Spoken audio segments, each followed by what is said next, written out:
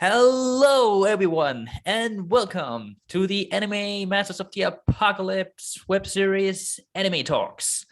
And are you all ready for an anime fight? We are. Are you ready to do the line that we cannot say because it's copyrighted? Yeah. Woo! Hello, and I am your host, the fighting guru Mass. With me is the martial arts master Anne. Hello, Anne. Hi.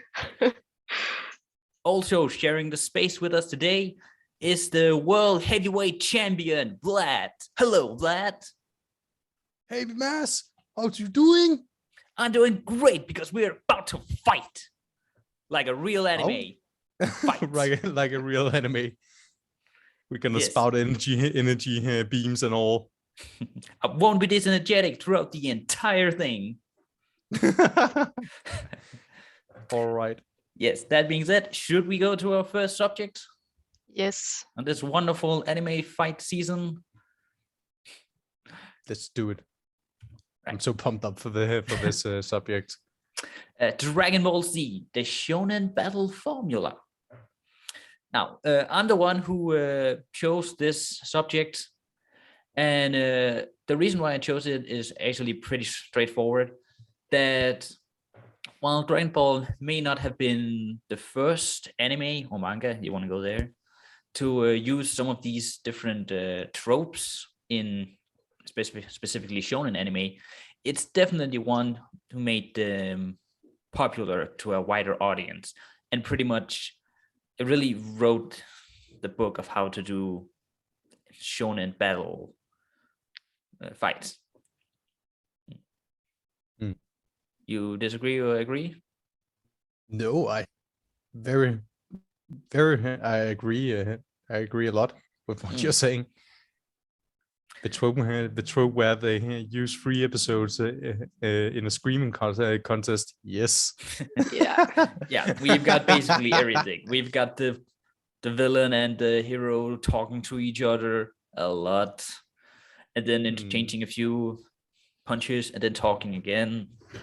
We have the They're just talking. That's all. It's the whole fucking show. Well, now they also got like jumping at each other, and yeah. Oh, Mass, you can't save this show. Like it's shit. It's honestly. What? Did you just say? Fuck? Did you just shit on Dragon Ball Z? Dragon Ball Z is one of the greatest shows mankind has ever produced. Dude, it was like the worst thing. Like, yeah, like when you got home from school and it was all that was in the TV and you were forced to fucking watch it, it was just so bad. No, I loved it. Good. I watched reruns of it when I got home from school as much as I could. Even I'm not the biggest Dragon Ball Z fan. I'm not the biggest Dragon Ball Z fan, but I really like the show, and I appreciate it for what it did to the whole shonen genre. Yeah, now, anime wouldn't have been what it is today if it wasn't for Dragon Ball. Oh, that was me opening a bottle. I didn't fart. We didn't hear. I didn't hear anything anyway. Okay. So. Right, and right. You just lost all anime fans' respect by what you just said. It's okay. Let's watch. It's fine. Let's watch the community burn the comments. Please cancel me because I don't like Dragon Balls. Please do it. Go ahead. It's fine that you don't like Dragon Ball, but be careful with your language. Yes. What are you talking about? Let's shout at each other at our full might. Yeah, that'll be constructive. So anyway, yes. What other tropes we have? We have the long dialogue, and we have the drawn out fights because, God forbid, we were to overtake the manga, and we have to drag it out as long as possible. And we also have, the beam struggles, which doesn't have to be a beam, could be anything, like 2 techniques clashing against each other. We have the transformations, both from the villain and the hero. Yeah. So yeah, we have a villain getting a stronger form in the fight. thus turning it into a new fight. You could actually argue. I would say the prime example there being the fight against the Freezer. Mm. And then we also, of course, have isn't even my final form. exactly. And then, yes. of course, we have the heroic power up with, well, the most notable example being the Super Saiyan transformation. Mm. Yes. Yeah, all these things we can see in shonen anime to this day. Yeah, basically. And it was basically Dragon Ball that really set the formula to how to do it. Yeah. Like, I'm not going to say that Dragon Ball is the god of shonen. There are other shonens who does some things better than Dragon Ball, but Dragon Ball was definitely the show that really started it. Yeah, it definitely was the forerunner for many things that we see today. If not for Dragon Ball, we wouldn't have had stuff like One Piece or Naruto or Bleach. Yeah. And again, I know there has been similar shows that came out around the same time or before Dragon Ball that did similar things, like Fist of the North Star is a good example there. But it was Dragon Ball that really popularized it. Yeah. And yeah, it's always the one that's being brought up, I would say. And especially probably popularized, that's a hard word. It's especially in the West, where I mentioned Fist of the North Star. Now, that's a really popular series, but it's not that well known outside of Japan. But Dragon Ball is global, really. Like, I would argue it's the most well-known anime. Yeah, I would say Dragon Ball and Naruto.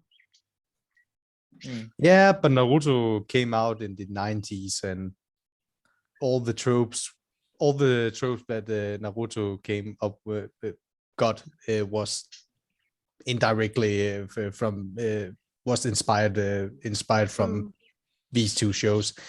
And for all listeners who don't know, Fist of the North Star is the meme of and excuse my Japanese, I don't speak it. Omae mo shinjikiru. Nani? It's that. You're already dead. It's what it translates. Yeah, to. you're already dead. Yeah. Yeah, it's basically what it is. It's a guy who's mimicking Bruce Lee, and then he punches another guy a lot, and then nothing happens. But then a few seconds later, and then he says, "You're already dead." Then he explodes. Isn't that inspired from the samurai cutting thing? Oh, that the late cut thingy. Yeah. Isn't that I don't know enough about Fist of the North Star to say if it is or not. Yeah, which of them came first, this samurai thing or the Fist of the North Star? Oh, the samurai thing, but I don't know if it was inspired by it. Oh, okay. Like, just because something is similar doesn't mean it's inspired by it. We only know if it's inspired by if it's either like very obvious or if the creator have actually said it. And the creators of things like One Piece and Naruto have actually said they were inspired by Dragon Ball. And you can also see it. And also Sonic. We wouldn't have gotten Super Sonic without Super Saiyan. Oh, you're right. I totally forget the Chaos cameras, Chaos Emeralds. Yeah, that's Super Saiyan. Yeah, that's 100% Super Saiyan. Yeah. Oh, that's a cool. And actually, also one thing we have for Super Saiyan also is the big traumatic event starts the transformation, which we see in Naruto, where Naruto, something really bad has to happen to him or his friends, then he becomes the tailed monster. Just like how with Goku, when Krillin dies, he becomes Super Saiyan. Yeah. Spoiler, but by the way. Yeah. It's okay. Spoiler for all of it. We are always late on the spoiler warnings, but we didn't even say it last time. But then again, that was for Sword Art Online, so doesn't matter. But yeah, the how I would call it the rage power up. That the protagonist gets angry or something, as you said, dramatic happens to he or she, them, and then they get this rise in power. If it's either if it's if it's if they are in control of this power, or if they are or they are not. It's it's the same most of the times. Cool. Also, one thing that Dragon Ball specifically was really, well, I would say really good at, but you could argue that it's one of the flaws, is that one of the things in Dragon Ball is it does the same thing more than once, where we have a villain that's like too strong for the regular characters, so they have to hold the villain at bay until the stronger character, more specifically Goku, can arrive, like to come and take them. So they hold it. So we have to keep this villain at bay until someone stronger can come in and save us, basically. A Dragon Ball basically perfect. A Dragon Ball Z specifically perfected that as well. Yeah. Did they also do the Nakama power up, as we have talked in private about?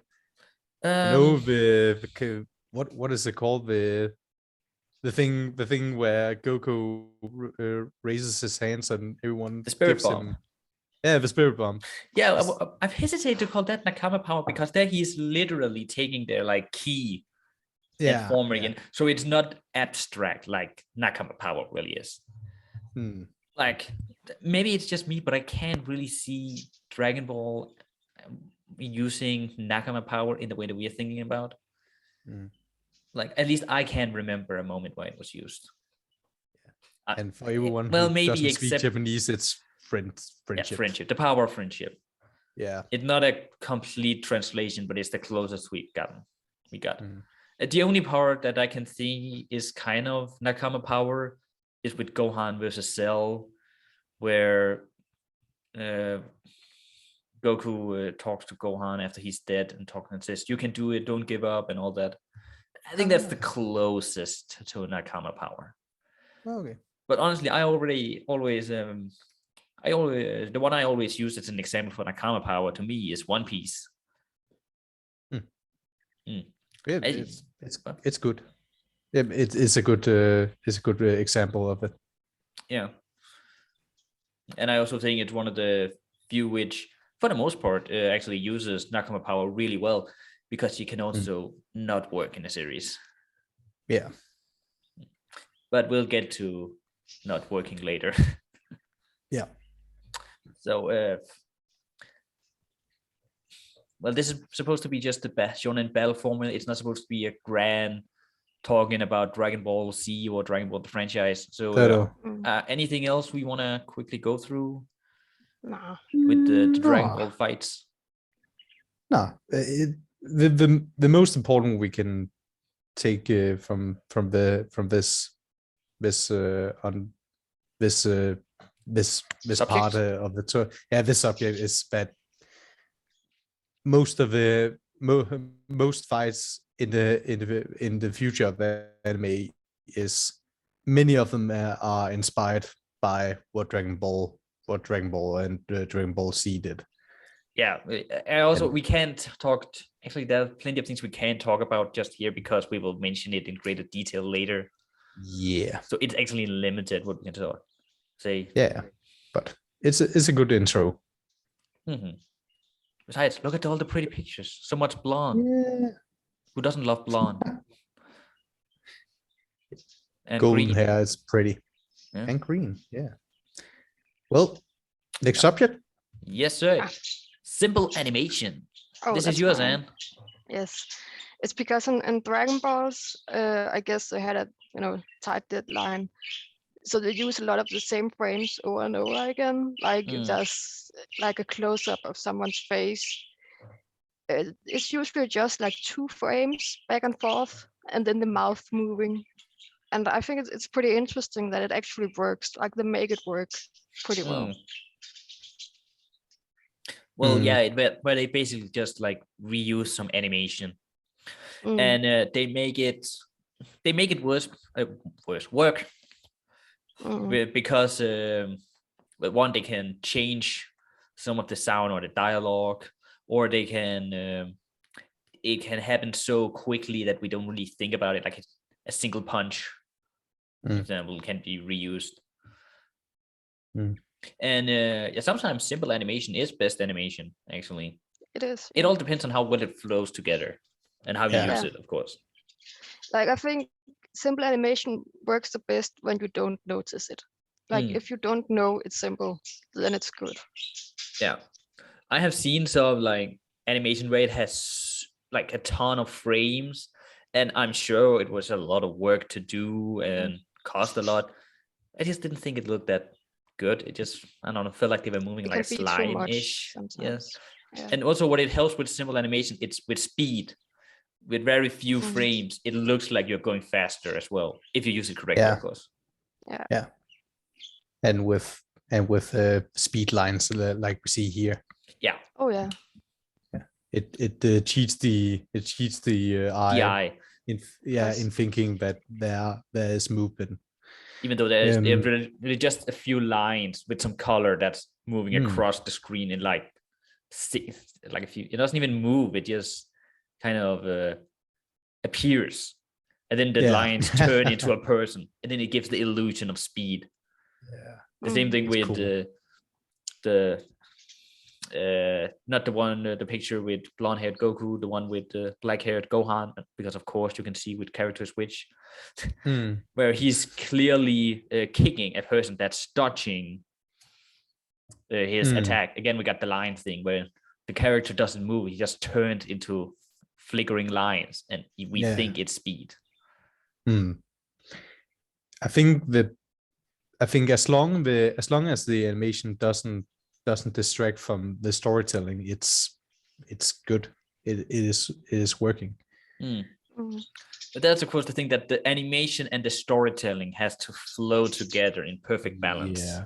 That's when you get the greatest animations, or the Yeah. greatest moment, whatever we would say. Kudos to every animator out there.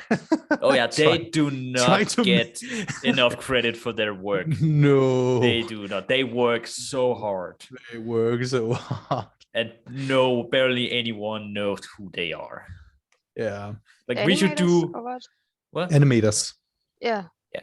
No, at some point we should do like a subject of just animators and just talk about work they've done and why they're great. Oh, yeah. Like they love deserve that. Yeah. But honestly, inside the animation world, there is a lot of respect for each animator. Like people know who is who, but and that's what to only do. inside the animation world. Yeah. Like the general public, you would say, they don't think about the animators.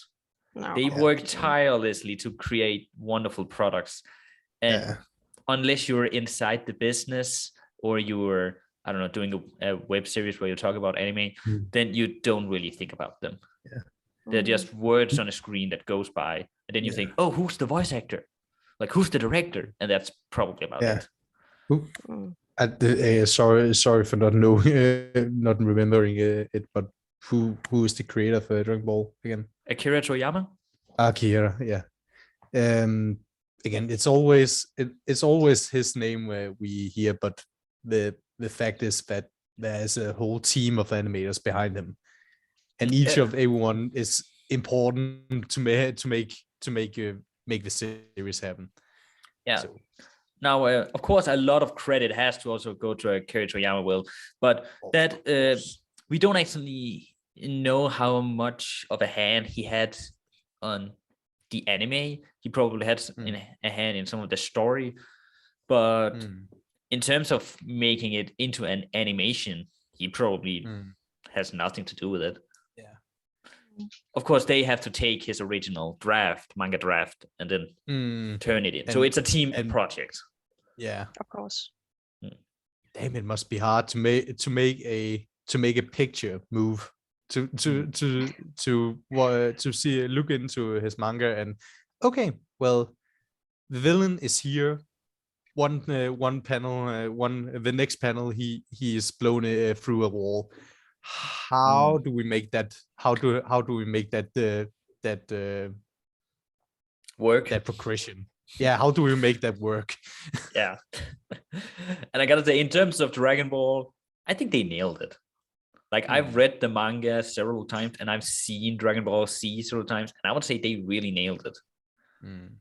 And I know that Akira Toriyama is a bit of a perfectionist, so it cannot have been easy. No. So yeah, again, crushing deadlines is nothing new to anime. It's not specific to Dragon Ball at all. There are all these terms of animating on ones or animating on twos or animating on 3, 4, 5s again. Yeah, and they are all used for making production possible. Again, think about if they needed to animate every anime like Disney, a whole series animated on once. That would honestly be hard. I dread the day that every single anime like studio decides to do the one animation style. Yeah, like I actually really enjoy that you can see different styles depending on what you're seeing, what studio using it, like what person is animating. Yeah, like if at some point that we find out that, oh, this is the easiest or best way to do it, then they just do it, everyone does that would actually make me sad. Yeah, but animating... at the same time, it would be really cool to see like what style people just like all chooses, you know. Well, like yeah, which style will win, you know. Yeah, but animating once would take a lot of time that the industry just doesn't have. But here's the thing. I don't think we should be afraid of that. I don't think we will end up with just being one style that everyone goes with, but mostly because everyone has different taste. Like I know some person who prefers hand-drawn style, like even today. Oh, yes. And some people who prefer 3D computer animated. I'm not an animation expert, for the record, and neither am I. Yeah. So if I say something that's supposed to sound smart but isn't, I'm sorry. Okay. So yeah, a lot of respect for animation and also simple animation. I think there's something cool in that the frame rate changes. Again, it happens. We have a joke, you and I, Mads, when we watch Naruto. That's a new studio. Oh yeah. there's this specific studio. I don't remember its name, but when they are doing Naruto scenes, it's mostly the fight scenes. The frame rate goes up. So they mostly animate on 2s, or sometimes even 1s. And it's so that there's something very cool in watching a scene where the characters talk and then going into the action, and every movement is very, very fluent, and every punch you can see the fabric of the clothes waving as the punch connects to the body. There's something special in seeing in being surprised by a frame rate change that makes me as a watcher more how should I say, more invested in the fight. Yeah. Actually, when the first time I watched Naruto and I noticed the whole animation change, like the first time I watched it, I was very young and I was actually a little put off by it because I didn't really get it. But now that I've gotten older and I see it now, I have a much bigger appreciation for it, actually. Yeah, because it is actually really nice to see that they have this much love for this show that they're making, that they're actually putting this much effort into everything. Specific scenes, yeah. Like, okay, we have these fights and we know this is big, so let's actually put some effort into it. Again, not we are not saying that there isn't put any effort in the other scenes, but that there's put more time in the other scenes. Well, you have to remember that with anime, especially long-running animes like Naruto, you have to have one episode ready every single week. Yeah. So you have to like find out, okay, how can we make this work? So okay, we have this area of this studio doing all these scenes where it doesn't require that much movement, and then we have the other studio that all the fights you're just working on that, and then we'll splice it together once we get to that. So yeah, it's understandable. Corners will be cut. Corners needs to be cut. Yeah. That's also why when we got like filler arcs, we can see that the animation style decreased in quality a lot. Both because like to save time and money, and because it didn't really matter that much. No. Like it's not like people are not gonna sit in their chairs and cry over something happening in a filler arc. But they are gonna cry over something that happens in a real arc. Is that a thing? Yeah. A real arc when something actually happens to the story, because the filler arcs don't matter in the story actually. You can take them out and the story works just as well, if not better. Actually, I would argue sometimes it actually works better. But that is a discussion for another day. Filler arcs is a discussion for another day. Yeah. Cool. Yes, we got anything more to add? No. All right, I think we'll move on then. All right, Gaara versus Rock Lee, the ultimate Naruto battle? Question mark. Yes. So, what is the one fight in Naruto that everyone keeps on bringing up again and again and again? It's this one, Gaara versus Rock Lee. And I'm just going to say it, this is an amazing fight. Yes.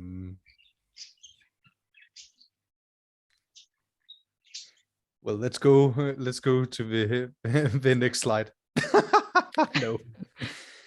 Well, it just does so many things good. I can't decide. Yeah, I mean, it keeps coming up with a new surprise. Yeah. Maybe it has best contender of for biggest turnarounds in a fight. Again, how many are there? 3? Well, let's go through them one at a time. Yeah. Like first, it starts out with the big build-up of Gaara. Like we've seen him. Everyone is terrified of him. We've seen him completely wreck everyone, and Rock Lee looks like he's going to be the underdog. And it starts out, and yes, Rock Lee can't even touch him. It looks like, and we are thinking, oh, this is going to be harsh. Oh no, Lee, what are you going to do? And then Guy Sensei says, Lee, take him off or remove them or whatever. And then he pulls out the weights, drops them, kaboom. And then, boom, Lee, super speed, manages to get the upper hand. And we are like, oh my God, Lee, he's actually going to win this. He's taking this. But then, surprise, surprise, Gaara has a trick up his sleeve. Iron Sand. So when we find out that, oh no, he doesn't have the upper hand, Gaara has a way to counter it. So now we sort of back to Lee being in trouble. But then he has another thing up his sleeve. He has the 8 gates thingy. Gates? Yeah. Yeah, How where he many opens gates like. Did he open? Do we remember? He opens 4? 3 of them. 3. Okay. Yeah, if you open all of them, you die. Yeah. So I think he opens 3, and he ends up getting his super But wasn't mode. he able to open up 5 or something? Yes, but he only opens up 3. Oh, okay. In this fight, Yeah, because they mentioned that we only need 3 to do the hidden lotus attack technique.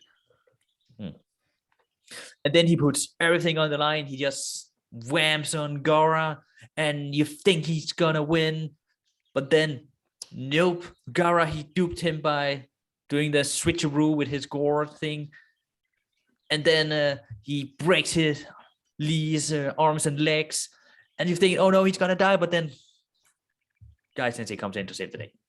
Yeah.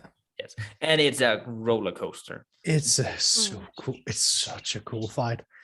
Like the choreography with like Lee attacking the sand and Gara defending, and then at the same time we have the emotional bit with Lee wanting to prove himself as a ninja.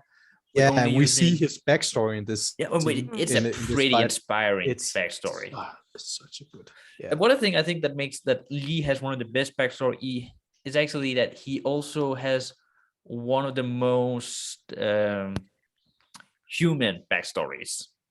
Yeah. Is that I feel like anyone can get around and understand what Lee is going through. With that, you're really into what really want to do this thing, but you don't have the talent for it, or you're not very good at it, whatever. So you just work really hard to get where you want to be, and you want to prove that to everyone else that says you can't do it, that you can do it.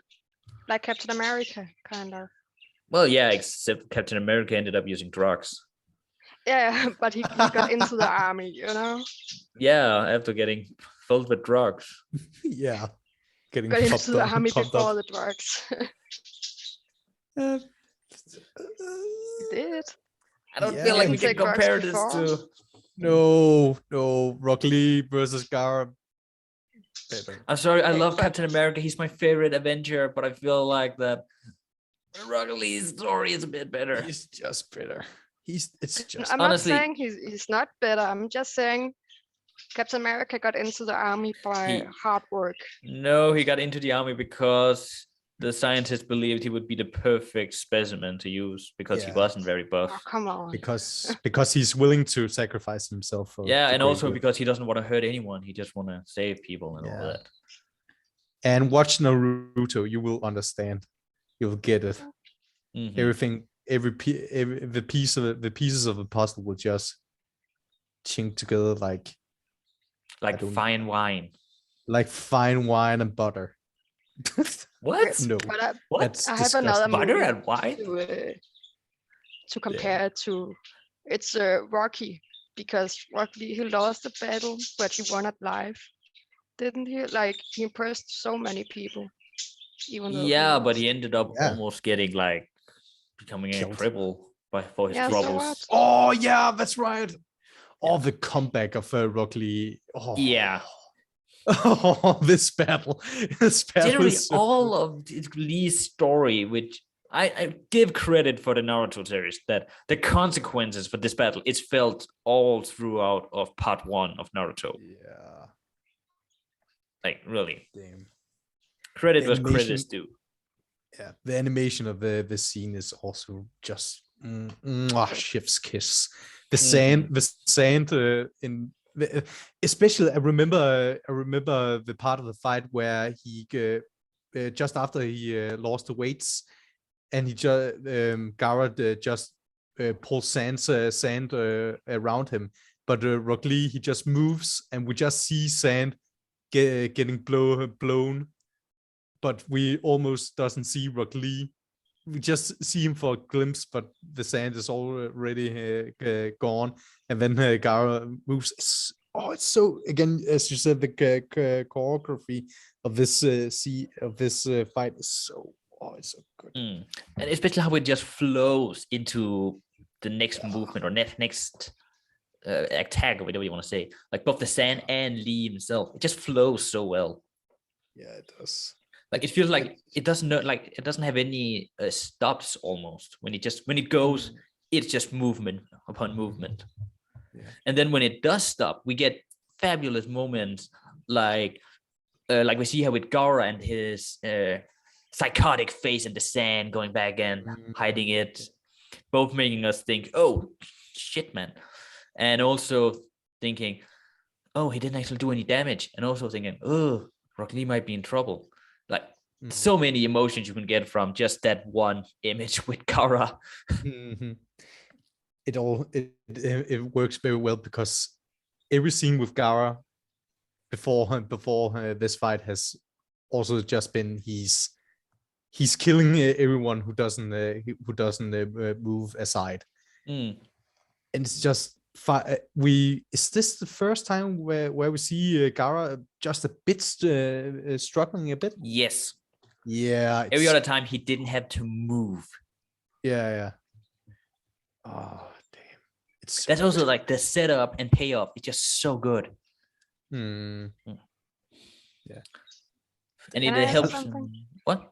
Of course. Yeah, sure. Go for it. Rock Lee's trainer, is that his dad? No, No. they just happen my to guy. look alike. So amazing. Really? Rock Lee isn't aspired? No, they just happen to look alike. Huh.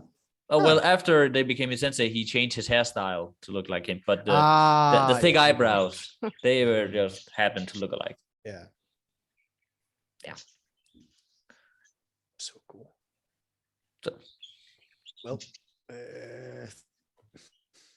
again, I don't have anything more to say to this fight. like it's But great. It's just good.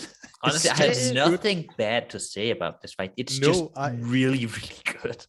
From start to finish, it's Yeah. And it what's great keeps- about one thing that's good about this fight is also kind of like how low key it is. So it's not a big battle to the death, and it's not a battle for the sake of the world. So there's not a lot of pressure, at least from the audience. We don't have the weight of the world riding on this. It's so just it's a graduation fight, right? Yeah, it is the tuning exam. Yeah, tuning exam. Yeah. So yeah, I think it's actually pretty nice. It's just a normal, if I want to use that word, anime fight. Then it's just top tier. Yes. Can we move on? Yeah, let's do it. Non-combat fights. This is yours, Vlad. Yeah. Again, fights doesn't have to be physical, where two characters punch each other. Yeah, until one of them goes unconscious. It can also be, as I see it, it can also be a struggle between two characters, and then the fight is manifested through a game, as we see all these examples are, and the one I'm especially focused around is Yu-Gi-Oh, and what is it called? Duel Masters? What is it called, that game? I don't remember. What game? Duel Monsters. Well, yeah, that's the game in card game. Yu-Gi-Oh. Duel Monsters. Yeah. Okay, good. So, yeah, I normally when two characters fight each other, it's mostly about two characters' ideals clashing, and in particular Yu-Gi-Oh, it's most of the times is what's happening, because we have all the actions is going through the game, all the emotions, all the struggles. So the thing they have left is the dialogue, and all that symbolizes the struggle through struggles between these two characters is the dialogue. And that's also one thing we see in the many other fights, where they take a pose. What is it called? Take a not a nap. Take a briefer. Yeah, take a break from the fighting, and then go over to dialogue. That's also the format that we see in these kinds of fights, quote unquote fights. And we can still call them battles, I would say. Battles. Yeah, maybe not fight, but battles, definitely. Yeah. Like a ping pong battle. I haven't seen that anime, but it looks cool. Oh, as from what I've heard, it should be like a masterpiece in disguise. I actually haven't seen it, but I've heard it should be a masterpiece. Huh. But in the center, we have one battle that we all know about, the battle between L and the Battle of the Light. Minds. Battle of the Minds. Yeah, I did that on purpose to take the whole mind game thingy. It's not actually meant to be the tennis battle, but them trying to out trick each other. But yeah, I was just gonna say that anime in general are masters of the whole non-fighting fights. Yeah, so we have all these animes which takes a random sport or activity and then they make it so epic that it's just a joy. Like just you mentioned Yu-Gi-Oh, where it's just a children's card game that they're killing each other over and trying to like destroy the world. Like at the end, it's just wait a second. Didn't your Beyblades, didn't they spark with fire and dragons and tigers at your childhood? At my childhood? Yeah. Yeah.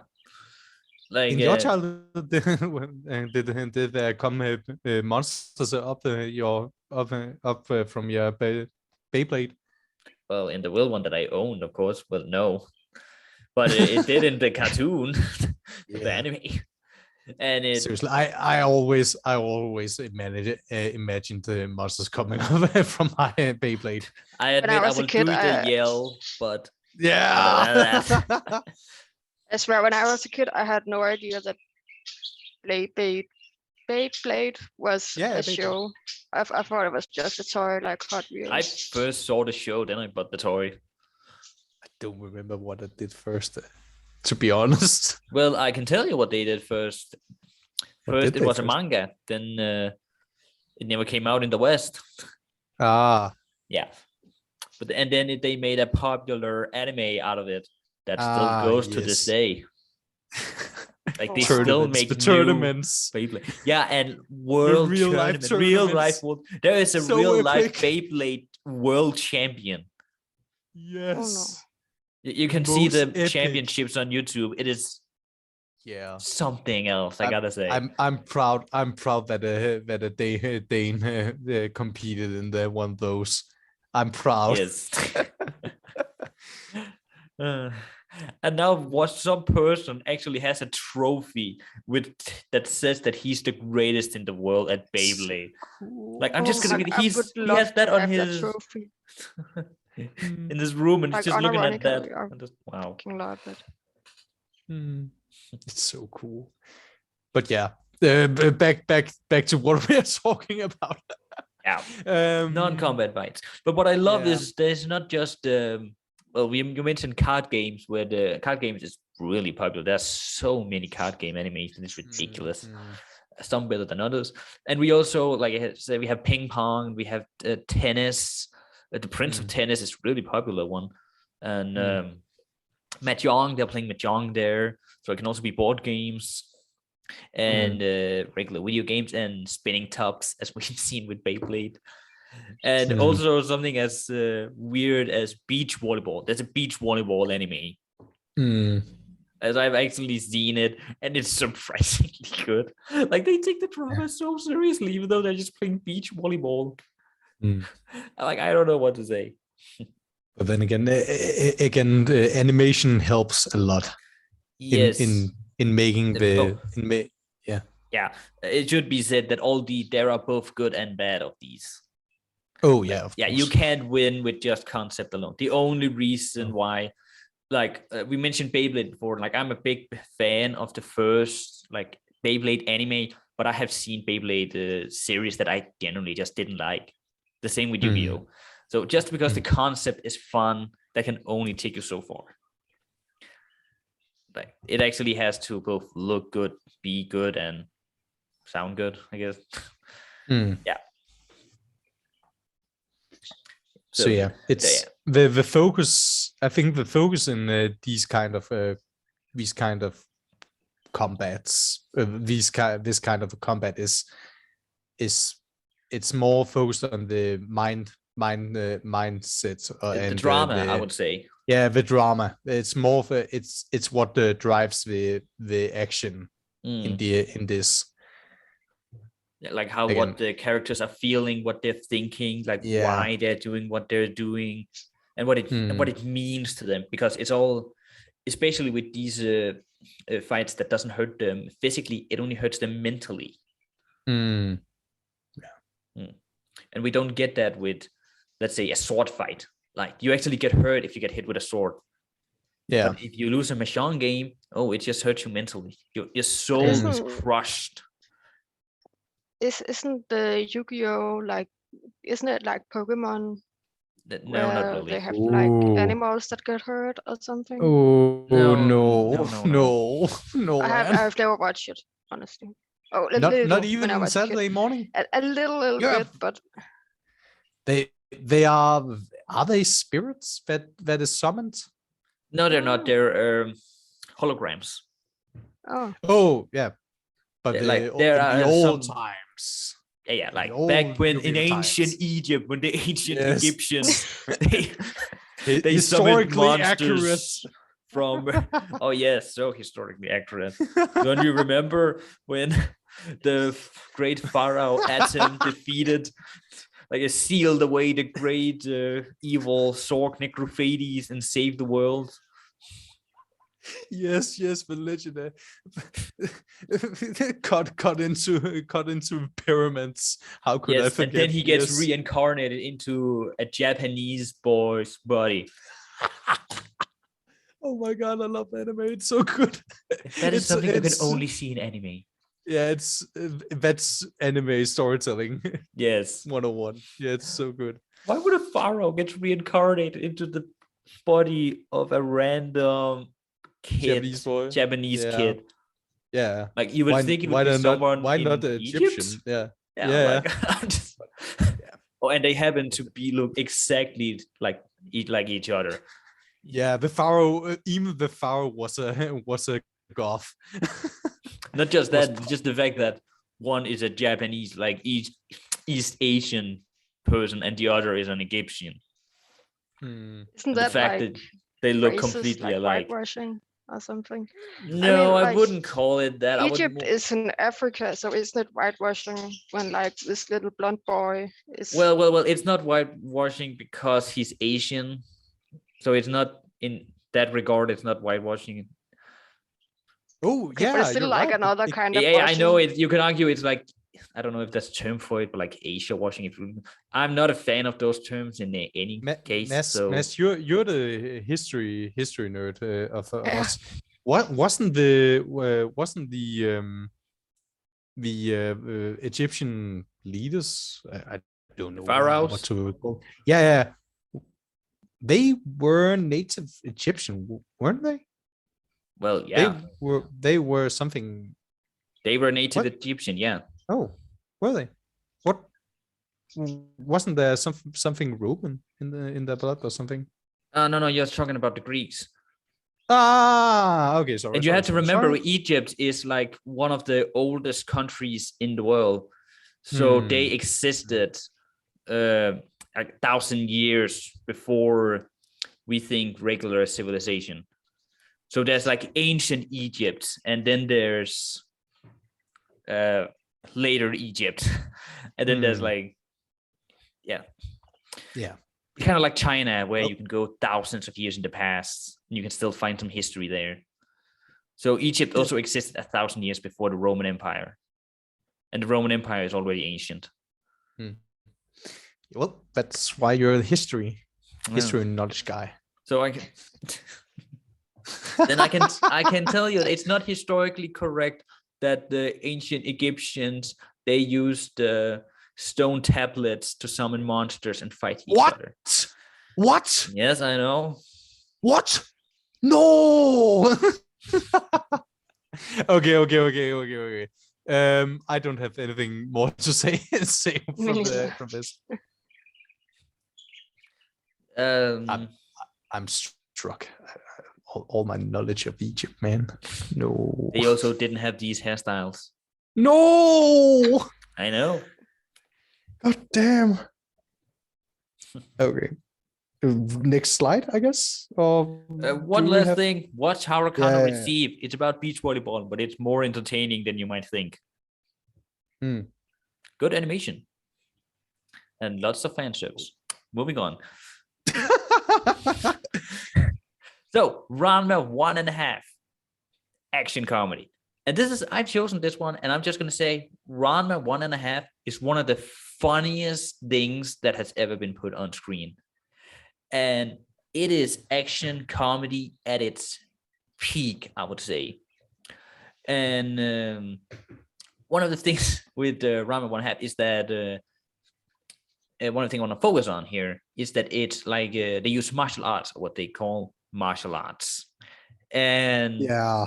One of the things they do is that they have all sorts of different kinds of made up martial arts, and they take it completely serious, and it's hilarious.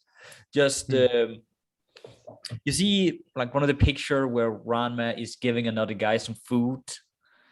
They're actually and the guy is somehow eating it. Well, they're actually in a battle right now in like martial arts eating contest, basically. And it's whoever can finish their plate the fastest will win. That's a martial arts fight. That's a martial arts style. Oh my god. So like, and it's incredible because like the guy, the bright-haired guy, he learned how to eat super fast, and Ranma can't keep up. So he learned to a forbidden technique where he just, instead of eating it, he makes the other person eat all the thing that's on his plate.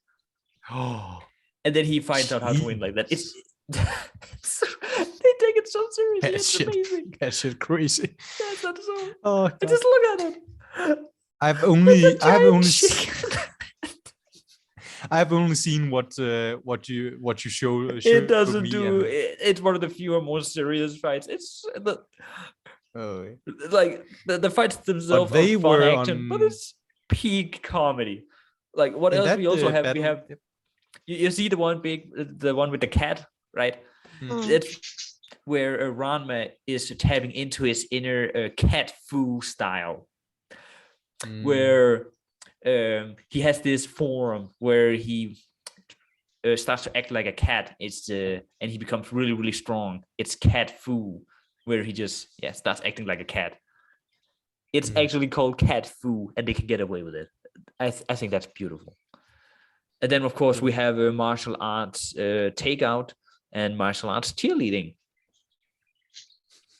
So in martial arts takeout, it's basically about you have to both bring out some ordered food, and at the same time you have to try to make sure that the other person can get their food to wherever you are taking it. And it's just glorious. I love it. And martial arts cheerleading, where we actually see the cheerleaders, they're not just rooting on the person they want to win. No, they're actively hurting the opposite like players, as we can see on the picture. The scene that you showed me, they were on ice skates. Yes, because there's that's also a martial arts ice skating. It's cool how they take many different activities and mash them into a combat style. And it again, the comedy as that I watched in that scene, it was very entertaining. It was very funny. Yes, and what makes it work so well is that the characters all have a stake in it. They're all the characters are connected in some way.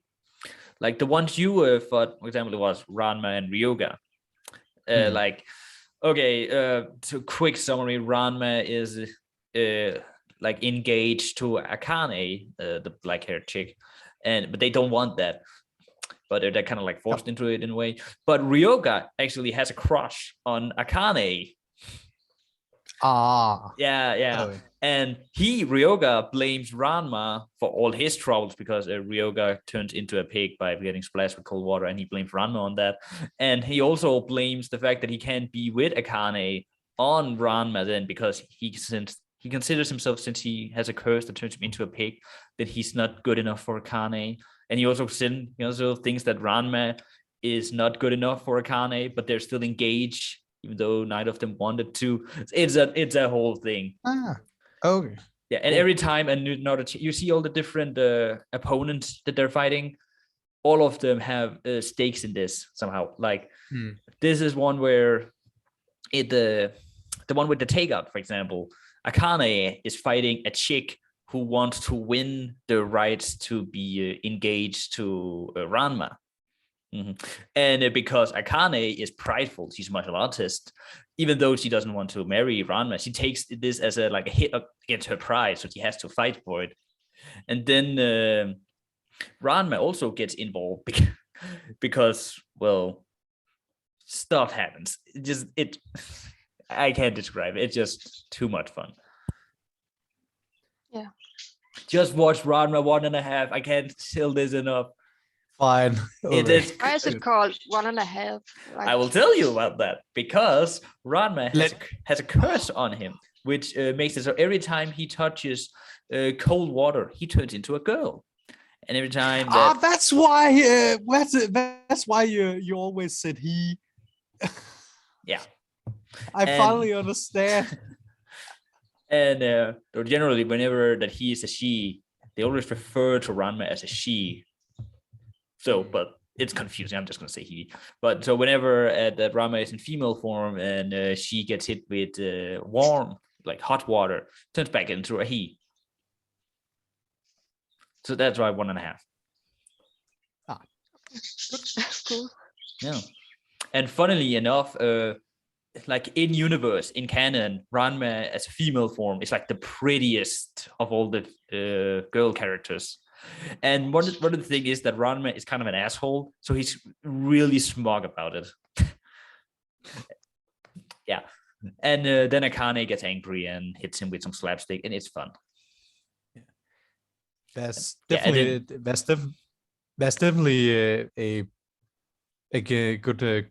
There's definitely things that fights can get out of the comedy in bringing comedy into it. I don't think I have watched any action. I have watched action comedy, but I haven't watched anime that is where fighting and competing in physical ways, where comedy is the focus. I haven't watched. I think we might have, actually. I can think about one other really good example. In the early parts of Dragon Ball, not Dragon Ball Z, but Dragon Ball, where Goku is a kid. There's a lot more focus on comedy and martial arts than in Dragon Ball Z, where it's mostly a little over the top, like epic action. But in early Dragon Ball, it's mostly martial arts and comedy. That one you can compare. I would still say there's more comedy in Ranma 1.5, but that's definitely a lot of comedy in early Dragon Ball. Cool. Like just with Goku himself being a lot more childish. Yeah. Well, shall we yeah, well, I'm go. the only one who knows anything about Ranma. And I've said my piece. Watch Ranma 1.5. Okay. You have to do it. I didn't know this was the episode where we talk all about Mass's anime recommendations. I try to get some in every now and then. So anyway, villain fights. This one is, you wanted this one, lad, right? Yeah. Could you explain why you felt that we needed this particular subject? I think it's important to talk about because in the other slides we have when friends get into a scuffle, and when people with different ideology, but both bad, gets into in this where both people with a ideology where as a watcher, as a observer, we don't think either of these persons' ideology is good. But I think it's interesting that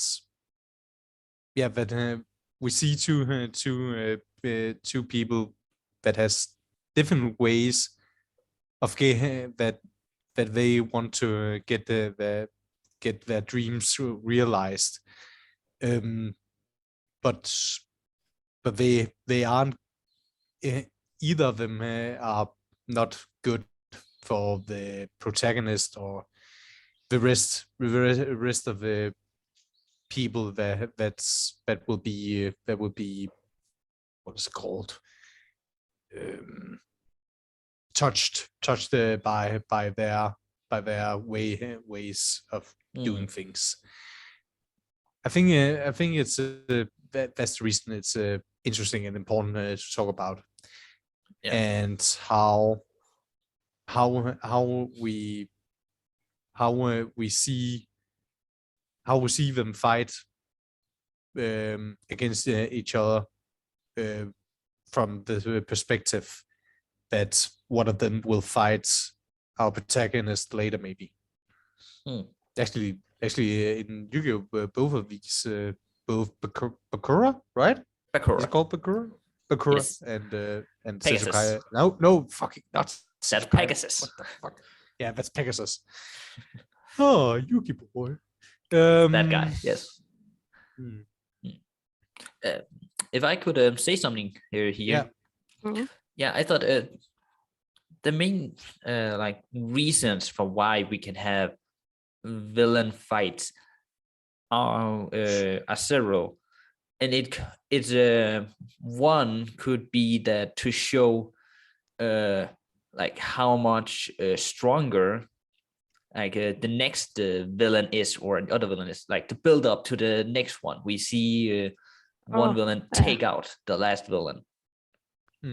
We see that in both Dragon Ball and Yu-Gi-Oh, actually, where it's a lot more violent in the manga, but in Yu-Gi-Oh we have Bakura taking out Pegasus, leading up to like the next story arc, and where Bakura will actually well, not the next one, but Bakura will eventually become the final villain, basically, of Yu-Gi-Oh, and it helps to build up this like the threat level of the next villain.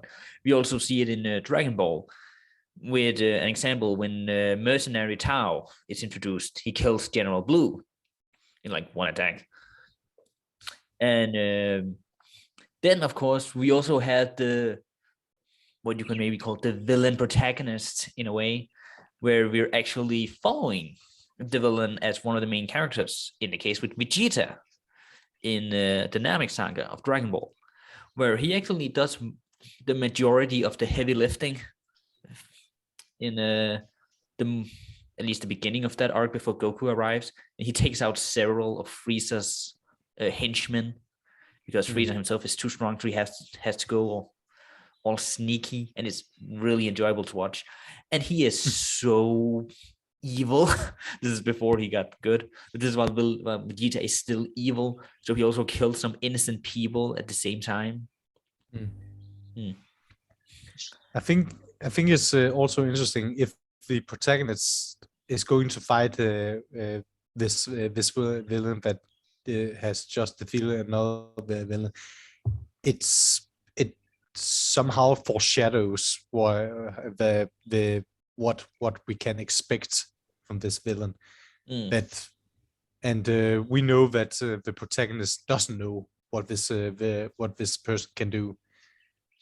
Again, it's almost like the horror trope where we don't know is even scarier than what we do know. Like, what we can't see is or also we are the only ones that see this threat. It's like when we see through the monster's eyes, following our unknowing character. Yeah, It's like that horror trope. Yeah, if we take the example of Dragon Ball again, like when Frieza is first introduced, we don't really have like much reason to fear him, like really. But the fact that Vegeta openly is terrified of him, and considering that Vegeta was the biggest villain of the series so far, the strongest villain, that just have to give you an idea about just how powerful Frieza is. And the series does a good job of not showing like how powerful Frieza actually is, really until the final battle. So it really helps with the build-up to give you an idea of how terrifying this new villain is, especially when the heroes and the other villain has to team up against the third villain, who's like even bigger. It really helps them like set up higher stakes. And Yeah, makes some I gotta interesting admit, character dynamics as well. I can't think of a single villain fight in any anime. Like I can't think of any. Well, to be fair, I also had to like knock my brain until I came up with these examples. Yeah. I don't think it's that. I don't think we see it Common. in. Yeah, I don't think it's that Okay. common. But it's a good idea. I mean, like I Mhm. want to see a villain fight, you know? Yeah, but usually there's not much reason for it. Like, Other than letting the viewer see again, letting the viewer know something that the protagonist doesn't know. It's a good storytelling tool. yeah, but see, then it usually not. What can be qualified as a fight? Like if it's just one villain taking out another, then it's not really a fight. But if it's actually like they have to actually fight. Yeah, they have to struggle against each other.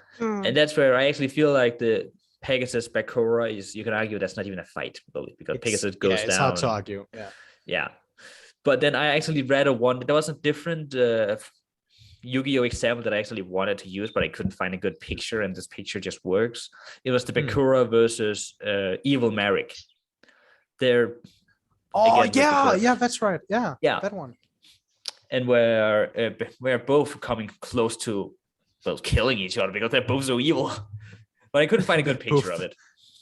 They're just it's a fight between two batshit crazy people. Yeah, they're both evil monsters that's taken over these bodies of these other people. Yeah. So yeah, it's very dark. Yeah, it's really dark. And they're actually trying to in the anime dub, they're trying to make the other person get into the shadow realm. The shadow realm. I'll trap you inside the shadow realm. Yeah. But in the manga, they're actually trying to murderize each other. Yes. And of course, with Vegeta, they do a really good, like I'm impressed by how well this is set up in a Dragon Ball Z with Vegeta, where he slowly climbs up, that the villains that he takes out gradually become stronger. That first he takes out like Kui, who was said to be just as strong as Vegeta was when he was on Earth, and then he easily obliterates him. Then he fights the Doria, who's a little bit stronger than Kui, and you can tell that it's still not hard for Vegeta, but he's struggling a bit. Then he fights Sabon, and he's still sort of on top. And then Sabon brings up transformation, and then Vegeta gets wrecked. Then he gets power boost. Then he fights against Sabon, and then he manages to, with a lot of struggle, take out Sabon. And then we have the Ginyu Force, and yeah, I could go on. Yeah, yes, your memory is like so insane. I like, only how remember do you the remember all stuff. this? Dragon Ball Z is a very memorable. It's an anime that's very close to my heart. Let me just say it like that. Okay. There are other animes I don't remember as well. Yeah. Again, I remember something about in Full Metal Alchemist that there was a fight between Greed and Wrath, but I seriously don't remember anything between. Yeah, see, that's an anime I watched. I watched Full Metal Alchemist, and I remember enjoying it, but it's not an anime that I am like really, I'm not a Fond of huge fan. particularly, Like I enjoyed it, but I'm not a huge fan of it. Yeah. So I can remember some of the basics, but I don't remember it in detail. But the animes that I'm a big fan of, I can remember some of the details. Yeah. Like, Everyone has the animes they just remember everything about. Yeah, and also I grew up with this. My dad used to read Dragon Ball for me before I went to sleep. So it's somewhere it's really it's really close to my heart. Yeah. Cool. So I am a bit biased, I admit, when it comes to Dragon Ball. So I acknowledge some of its story flaws. That I will say there are also many great things about it. Akira Toriyama is a wonderful writer for the most part. Yeah. Man, this just keep on being me about how good Dragon Ball is. I'm sorry. You shouldn't have started this. This is your fault, Lenny. No, sorry. You picked anime fights. We haven't even talked about My Hero Academia or anything, or One Piece. Nope. Like we mentioned Naruto once. Well, we can remedy that by going to the next slide. If we can exactly. Yay! Look, some more Yu-Gi-Oh and Dragon Ball. Oh, Gee, I wonder who made this PowerPoint. I just realized this. I reuse Yu-Gi-Oh and Dragon Ball so much. They are good, and they have many memorable parts and scenes. Memorable, yeah. And hey, look, we got something from Digimon. Scenarios. That's something different. Hey, that's a good fucking anime. Is Digimon an anime? Yes. Yes, it is. You're losing so many anime points right now, and I swear, when I was a kid, I thought Digimon. I didn't know it was like digital monsters. I thought it was just dinosaurs. Well, some of them look like dinosaurs. They're magical dinosaurs. That's what Agumon is. He's just a magical dinosaur. Well, Pikachu is just a magical mouse. Yeah. It's we can like talk. We will have a discussion about magical companions someday. Yes, and why Digimon is actually better than Pokemon. Yay! Okay. Oh, no, that's not a discussion for now. Yeah. By the way, I was between friends. Yeah, fight between friends. Now, this is also yours, lad. Yeah, they're good, and they are very. Again, I think it's as much as that it is important to see characters grow together and having good times and important moments where they show love to each other. I think it's almost as important to see characters struggle, because you need to have the sour with the sweet to know what sweet is. Yeah, and the one I particularly remember from as a example of this is the Usopp versus Luffy fight from One Piece. It's just it's good too. It's just good. The struggle between these characters is that the ship they are sailing in is broken and can't take any longer in their journey. And Usopp really likes this ship. It's from his hometown and reminds him a lot of the people. Yeah, but it was his romantic interest who gave it to them, right? Yeah, it was. Yeah, maybe it's not specifically applied, but I can see that working too. But again, Luffy, that is the captain of the Straw Hat crew, says they need to get another ship, but Usopp is very not he's not he don't want to do that. So he says that how was it exactly? He says that he wants to become the captain now and contest Luffy on the position. Yeah, he says that Luffy isn't fit to be the captain of the crew. Yeah, because of his decision in. Like we mentioned the concept of Nakama before.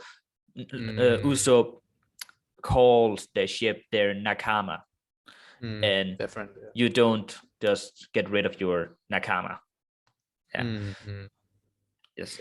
But Luffy again has a role. He's a captain, and when the captain is contested, he has a duty. He has a how would we call it, a Responsibility. obligation? Yeah, responsibility to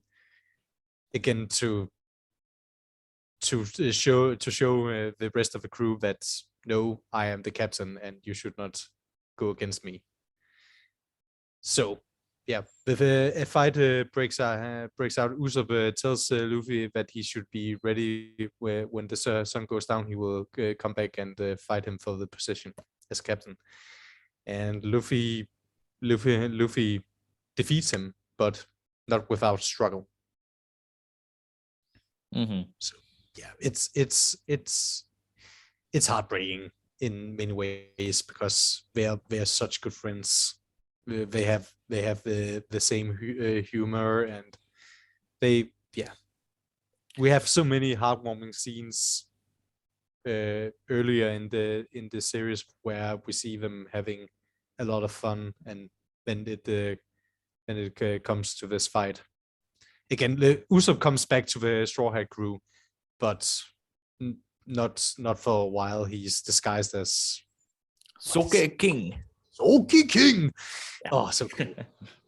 I did watch this one fight, and I just couldn't help but think, like, if someone is full of bandages, like, why the fuck would you fight them? Like, what is Because wrong he's emotional. Yeah, because And he's also yeah, he but just like your friend is completely broken, like falling apart. Like, don't touch them. it's about honor. It's about honor. Yeah, if Luffy Honor doesn't actually fight him, obligation. it will both taint his own honor and but also Usopp's honor. Yeah. Again, Usopp don't want any help from Chopper, the ship medic, afterwards, because of honor. So it's hard. Yeah. Again, and also one thing you have to remember about Usopp, like his dream is to be a great warrior of the sea. So this entire thing with honor means a whole lot to him. It's basically a big thing about his dream. Like he wants to be like those two giant warriors who kept on fighting for years. Like even though they don't even remember why they're fighting anymore, but they're doing it for honor, basically. Like he wants to live up to that ideal. Yeah. Well, and of course, reality is shattering sometimes to ideals. Because, I understand both sides with this, but Luffy is right that they need a new ship. And you can tell, I really love one part about it, is that throughout the entire exchange, you can tell that Luffy is both angry and he's sad at the same time. Like he's angry. He's not angry because he's actually angry at Usopp, really. He's angry at this entire situation.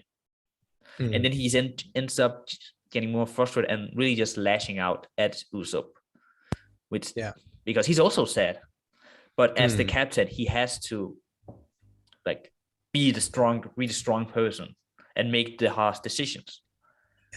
Is the ship again? They were told that it could possibly break. It would definitely break. Yeah, it would definitely yeah, that's break. right. Yeah, it would. There was no chance to save it. That could on Grand Line. That is probably a death sentence. Yeah, like the Grand Line is usually a death sentence to just regular ships. Yeah. So again, he can't take that risk with his crew. That all their lives are in Luffy's hands. Yeah. So he has a big responsibility. Yeah, it's hard. Oh my god, it's and then the fight so itself, where you can tell that Luffy, he doesn't want to be there. He's basically tanking everything that Usopp is giving him, and Usopp is giving everything he has. And after Luffy has tanked everything, he just gives this. He knocks Usopp down and yells at him and just, yeah, it's harsh. But one thing, my favorite part about this entire thing isn't even everything we just discussed. It's the resolution, where they actually, it's much later on in the arc, like credit where they actually kept the consequence of Usopp doing this all the way to the end of this arc, where Usopp actually wants to rejoin the crew and they want him to rejoin the crew, but we come back to the whole honor thing, where that he actually dishonored their captain, and that has to mean something, or else there's no point to being in this pirate crew, as Zoro said.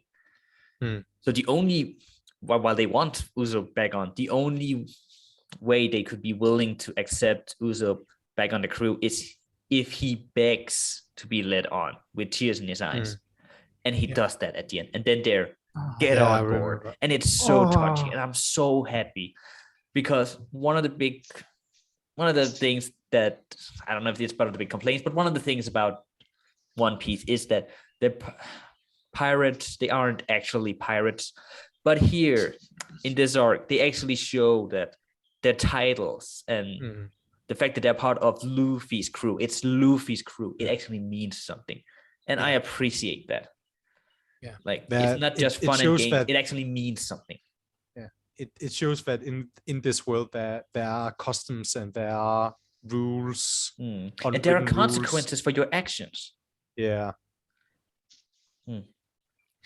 Well, that is a heartbreaking fight. We can talk about again. They had respect from each other in this fight, but it was very serious.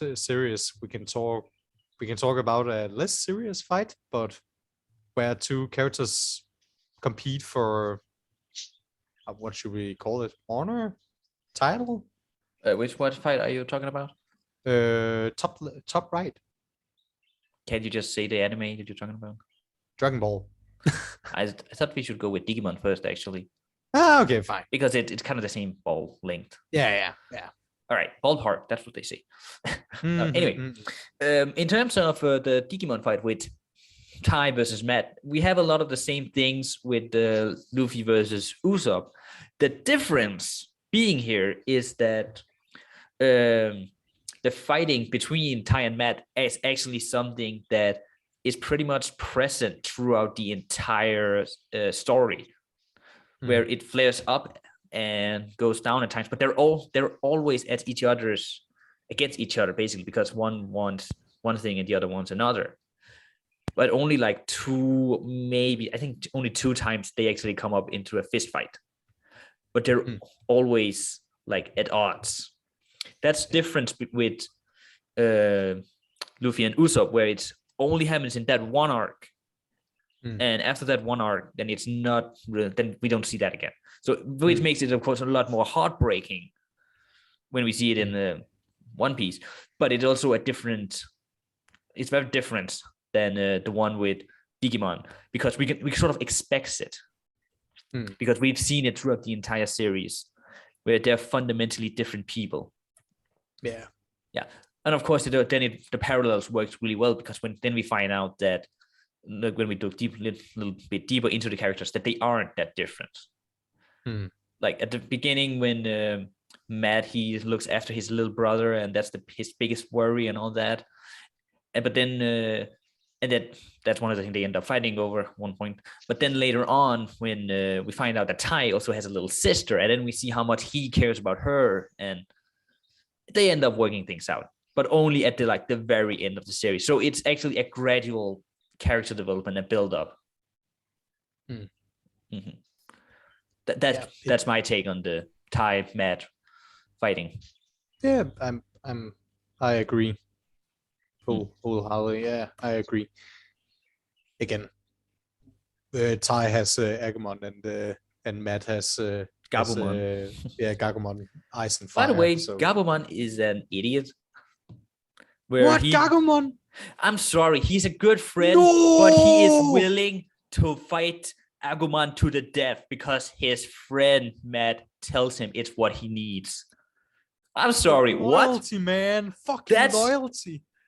Look, I get that Matt doesn't have the crest of loyalty. He has the crest of friendship. And I feel like a real friend would go over to Matt, slap him in the face and say, dude, calm down. But dude, like, don't go on a murder loyal. spree. He ain't a traitor, man. He ain't a traitor. I know I didn't say he was a traitor. I said he was an idiot. That's a difference.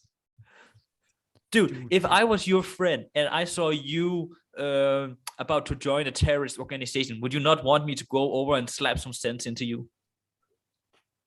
Yeah. That's what a true friend does. He tells you when you're doing a mistake. Gabumon does not do that. He helps you in your mistake. That's not a true friend. That's just a slave. But dude, we I'm will sorry. talk about this. It's man. Well, at least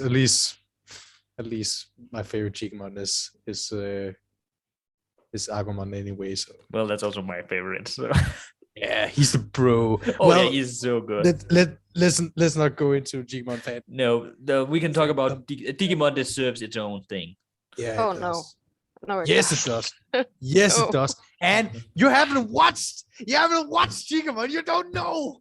You don't know about it, man. No, I haven't watched it for a reason. So good, man. The 101 episodes. And only 51 episodes. Only 51. It's well. Let's go to Dragon Ball. Yeah, let's finish Dragon Ball. I'm sorry, I keep not bringing back Dragon Ball. Yeah. Okay, yeah, it's a fight between Krillin and Goku. They're best friends, and the reason why this fight is different between all the others on this list is that they're fighting in a tournament. They're fighting with a lot of respect for each other, and and after the fight, they come out with even more respect for each other. So it's a heavy fight all the way through. So it's about it would be kind of like if we were to play a video game against each other and have fun, honestly. While still trying to prove that one is the better than the other. Yeah, it's friendly competition. Yes. And that's what makes it different from the others. Yeah. And the one below, the Yu-Gi-Oh! Yeah. Again, they are forced to fight. It's yes. They actually have at one point they with Yu-Gi-Oh! Joey and Yugi actually have more than one fight in the series. And yeah, the first fight is in the first season in like Duelist Kingdom, where they're both in the tournament. Remember, the one Pegasus held. Oh, you're right. But that's a friendly competition too. No, it's not. It's not. No, because Joey is fighting so that he can get the prize money for his sister's operation, while Yugi is fighting to save his grandfather, whose soul has been stolen and put it into a empty card. Yeah. Oh yeah, you're right. Now, of course, in the end, Yugi gives the prize money to Joey, but yes. And actually, can I ask something? Yes. Yeah. The little bald man, how old is he? Krillin? Kirin? Yeah. I think at this point he's about 14. Oh. What? No. Yeah. Yes. I thought he was like 50 or something. Why? No. And just a little person. Well, he is a dwarf, but he's also 14. Is he? Oh. Well, yes, but first later. He's still a kid. And Goku is like 12. Where's his hair? He's a monk. Oh. Took it off. Okay.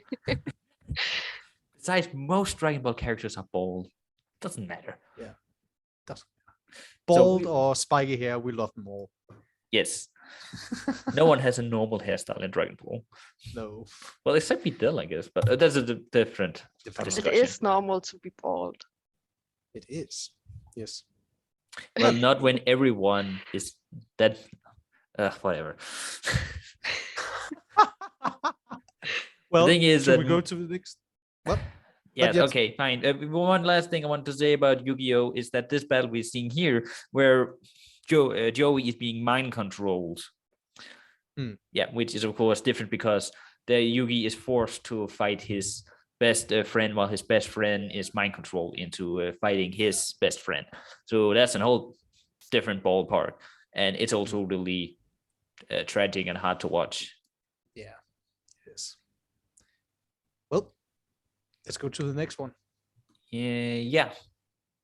Yeah, ultimate battle, ultimate destiny. Hell yeah. So yep. Yeah, no, you take it. Do it. okay, well, this is yours, Vlad, and well, it is. I just changed the name because I thought it would be more fitting. Mm-hmm.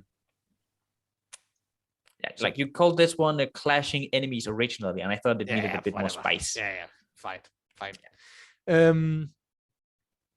Yeah, it's all the fights that we look forward to see in an anime. It's the ultimate good versus ultimate evil. Most it's all of the time, right? Well, all the time, it's all always. Yeah, it's basically like one end of the spectrum against the other end of the spectrum. Yeah, like these are the battles. It does not get bigger. Yeah, like the stakes cannot be higher, and they could not be bigger foils, yin yang. It's a story as old as time itself. It is again. I always look forward to them if they happen. But not all animes have them, but no. But when they have them and when they are done well, damn, is it epic. Yeah, it's so epic. The specific what is it? Damn, why did I forget that word? The specific scenario anime? The specific anime I took the inspiration for this subject was My Hero Academia. Because we have the ultimate good All Might, one for all, versus all for one, the man who wants to have all the powers and wants to have world domination, and it's basically the cause of all evil. Really, he controls the criminal underworld. And the modern villain, the modern concept of villain was basically created by him. Yeah. And if I'm not wrong, this is a fight between two enemies that is not in their prime anymore. Yes. Right. So we are not even seeing them in their. They had in their original battle, which was when both were in their prime. Yeah. Yeah, which is also one of the things that makes it work so well. They have history together. They have personal history. Like both have done something really terrible to the other. I say that in perspective, because the terrible thing All Might has done is destroy his criminal empire, while what All for One has done, he has killed people that All Might actually really cares about. Like he killed his master. And he also severely wounded him, right? That's why he always go. He also took a few of his kidneys or something. Yeah, just a small thing. Just survive without his kidney. You can survive. Yeah, as long as you got superpowers, not a problem. Yeah. This is about the ultimate evil and the ultimate good, right? Yeah. Is there any of these battles where the evil wins? No. Oh, that's boring. Well, not all of these are series ending battles. No. Oh, okay.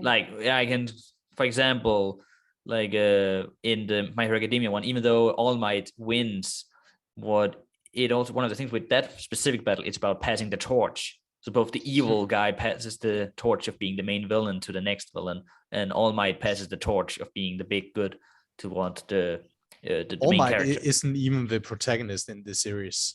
He's a mentor to our protagonist. Yeah. Oh, and that's what's also so good in this with the anime and this fight, that we see Midoriya's potential, what he can achieve through the power he got through One for All. Oh, Oh, so good. Yeah, my favorite part of that entire fight between All Might and All For One is that final ending where Yes! All Might, he's pointing at the camera and saying, "You are next." And everyone is thinking that, oh, he's so cool.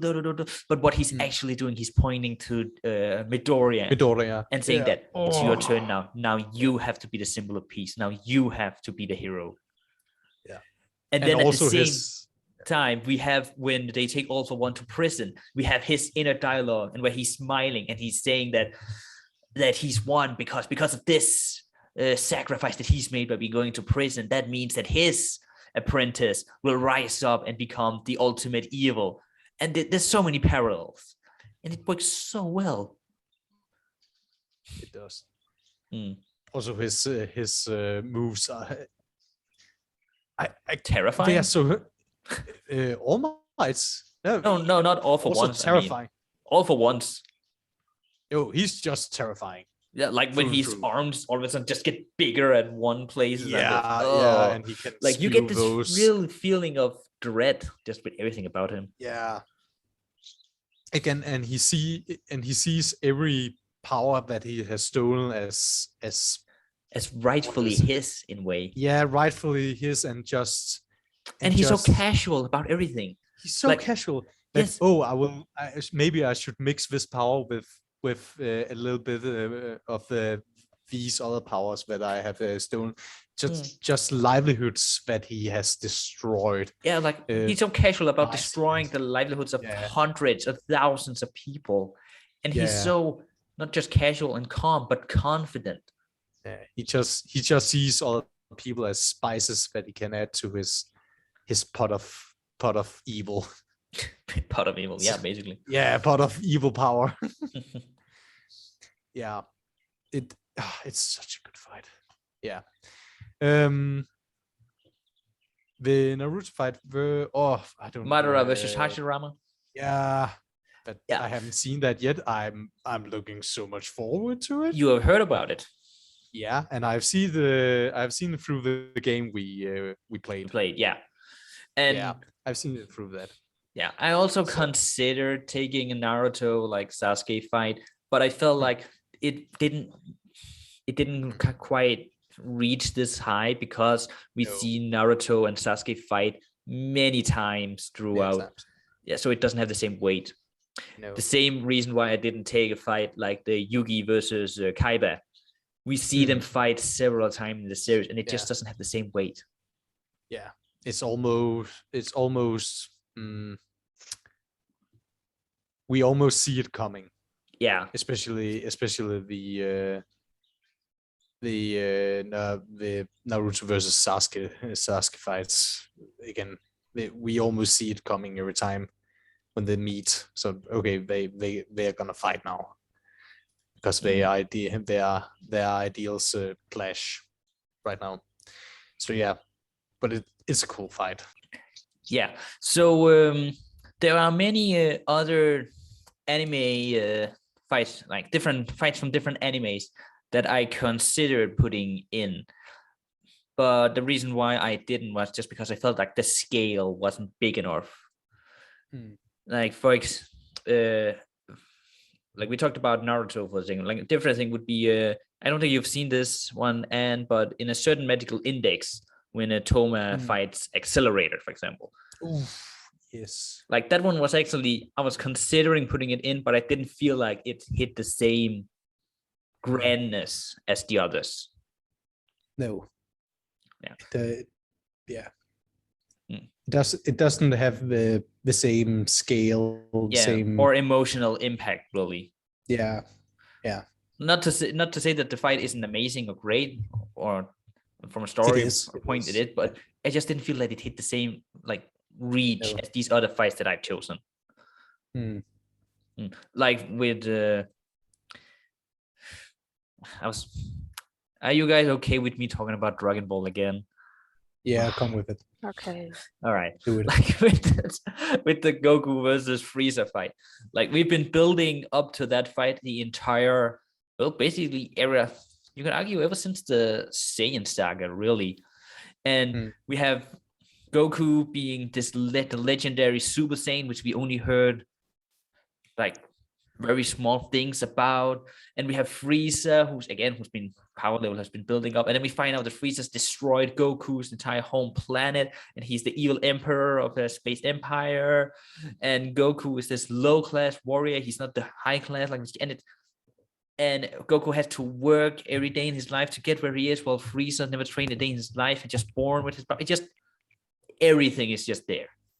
The pieces of a puzzle just fits together, yeah, in this grand finale, really, where according to some rumors that Akira Toriyama actually considered ending the story after the Namek saga, which would have been a fitting ending.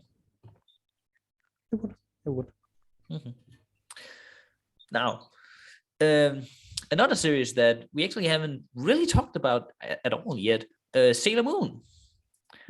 Where now I would say that Sailor Moon as a character is up there among the greats, like together with Son Goku or Light Yagami, for example, with the greatest like anime protagonist of all.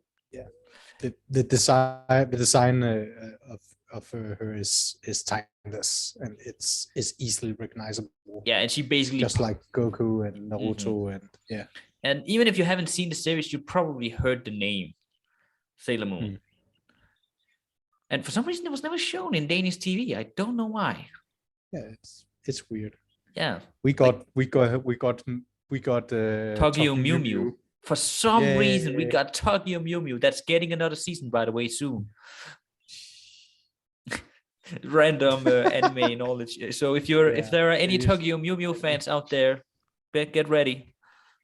What is Tokyo Mew Mew again? I think I saw it when I was a kid. It's an magical girl anime where basically where they're animals, right? To oversimplify, we have these group of young teen girls, and they are chosen to fight evil, where usually they will get a sort of like I said, animal or other sort of like animal-ish mascot, who will then like give them their power, and then they can transform, where they get a suit which usually has a skirt, and then they fight monsters or evil. Like that's a very big oversimplification of the magical girl anime genre. You almost just described the Sailor Moon there. Basically, that's how all of them are, but with nuances, of course. But Sailor Moon is, again, it's like the Dragon Ball of magical girl animes, which it both popularized the genre, and everyone just did a Sailor Moon afterwards, and it worked. So if we ever may like talk about magical girls animes at some point down the line, we could make a subject that's called writing the magical girl formula Sailor Moon. We could, but this specific battle I chose because I consider Sailor Moon, the character, really, maybe as just the anime protagonist, like the ultimate symbol of good, like of everything that's good in the world. Like in that regard, to me, she's like the Superman of anime. Just because of how she's just such a gentle soul, and she wants what's best for everyone. Yeah. And the one she's fighting is Sailor Galaxia, which is an evil, evil magical girl. She even has a sailor. She's a sailor soldier. Yes, and she wants to basically, again, to oversimplify the plot of the last season, that she wants to take the souls of everyone there just so she can have them, because she deserves to have everyone's souls. I'm oversimplifying a lot here. It's a lot more deeper than that, but yeah. And of course, Sailor Moon doesn't want that. And what's even greater, like when Sailor Galaxia is trying to utterly destroy Sailor Moon and take her soul, Sailor Moon is actually trying to find a way to save her, like save Sailor Galaxia as well, because you can tell that Sailor Galaxia is also suffering. And it's, again, she's the ultimate good. it's a lot better than how I described it, because I really don't want to give any spoilers. So I'm really trying to keep whatever I'm saying non-spoilery, because I have this weird idea in my head that at some point in the future, Vladdy is going to watch it with me. Probably. I And like Sailor Moon. Yeah, it's a good anime. What about you, Anne? Do you feel like watching Sailor Moon in the future? I don't know, how long is it? Okay, I'm gonna be a gentle soul and tell you to watch the remake, which is shorter. Yeah. So watch Sailor Moon Crystal, where each season is I'm only writing it like down. 12 episodes. And it's have we talked about Ultimate Battles and Ultimate Disney? Yeah. Are there any other animes that people want to mention? Nope. No, I think we got around the top dogs. The top dogs. The top dogs. But I'm not seeing any Cream of the like crop. pirates here. Like, what is this? I thought we were anime fans. Where are the One Piece? Yeah. I'm kidding. Are there really Okay, here's the thing. The fights problem that with goes- adding One Piece to this is that the stakes are really too low. Yeah. Because there is no overarching villain for the entire series. We have with One Piece, it's arc villains. So each villain is the big like boss fight of that arc, and then we move on. So while the fights in One Piece are great, they never actually quite reach the height that something like Naruto or Dragon Ball would reach, because they have a different, the narrative storyline is different. And yeah, that's just I would say a consequence of the way that One Piece does its storyline. Not that I want One Piece to change the storyline. That's not what I'm saying. I'm just saying, but if you're doing it that way, then that will happen. Yeah. That's the consequences. Yes, like if you're doing a baseball manga, then consequences is there won't be any badminton in it. That's just how it is. That doesn't mean I don't like your. That would be yeah.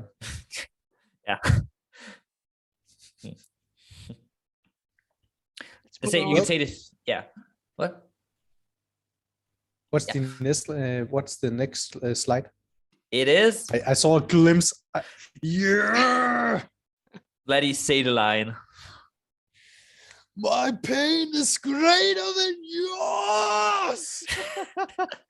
Yes, it indeed is. Indeed, in this frame, it is. Oh, it is so great. His pain must be. His brain. His pain went into his brain. Oh God. My God! And it's a little bit of a shame because the fight is so good. And yeah, like the drama is amazing. Yeah. Like in terms of story and like personal drama between characters, then you can almost put Naruto versus Pain on the ultimate battle of Ultimate Destiny. Like really, yeah. Like you can make an argument for why it could be there, but I didn't feel that it should be there. But again, personal opinion. Again, and I'm not shitting on the animation of this fight. It's actually very, very good. But there are some still shots from this fight that is just meme worthy. Let's call it that. Yeah. One person I saw online, he made a pretty good case for this fight specifically, that while he acknowledges that a lot of effort was put into this, if the animation choices takes you out of the fight, then the animation has failed. Yeah. And if this animation choice actually made some people like get out of the fight, then you can say that it failed. Now, personally, because this is a completely personal opinion. When I first saw this, it didn't bother me. I agree that yes, it is funny when you look at it. It's just for itself. But when I first saw it as just a fight, then it didn't pull me out of it. So I think it depends on the I have heard some people say that they couldn't take the fight seriously because of this, but it didn't bother me personally. Again, I ask something. Yes. Yeah. Is this just one frame, or is this like how he looks during? No. It's one frame. He's very handsome in Okay, so it's his just normal like art style. Yeah. like in the old Disney movies, when someone stretches out a little too much, but you don't notice it when you watch it, or what? Yeah, the problem was that this one was like drawn out for several seconds, so it becomes noticeable. Oh no. Yeah, it becomes very noticeable. And there's more shots. This is just one of them. There are several shots which are like this. the hammer to the nail animation, for example, or when he gets like hit in the face with the fist, and and when he swims like a dolphin. Yeah, it looks so funny. Yeah, again, and it's wrong. It's not supposed to be that funny because it's a really serious and heart-rending fight. Yeah. But you just end up laughing because of how slapstick it is. Yeah, but there are some good moments in this fight too. Oh, there are amazing moments in this fight. It's just a few it's not all moments. Bugs Bunny and yeah. Yeah, again, it's a few seconds, and I don't judge the fight by those few seconds. Was this Sadly, what did you say?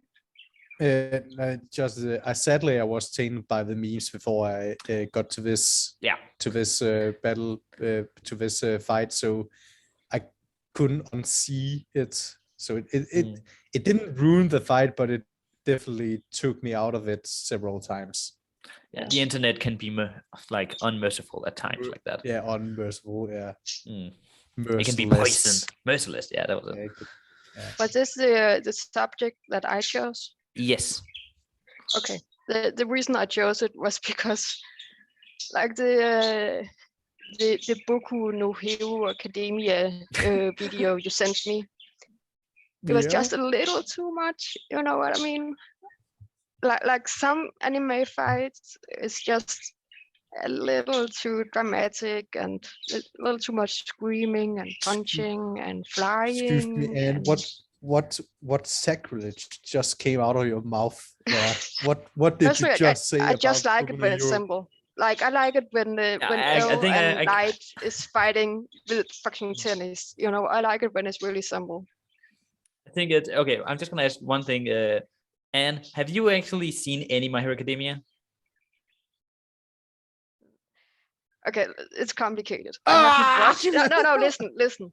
I haven't watched it, but my friend, one of my best friends, is like crazy about the show. So I know more about the show than. Yeah, but I think also that. But you haven't watched. Okay. Before, guys, my point was that one of the things that make the fight in My Hero Academia work is the emotional weight behind it.